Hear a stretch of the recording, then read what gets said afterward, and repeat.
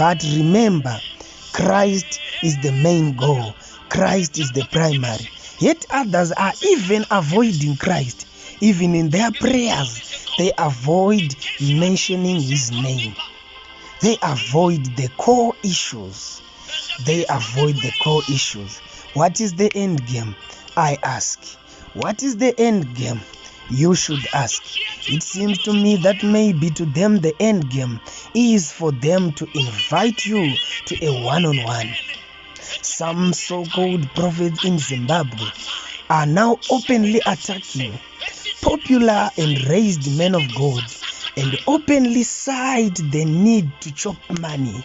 They openly cite the need to do one-on-one as one of the core reasons why they are launching such attacks. Leave us to continue chopping money and do one-on-one, they say, and they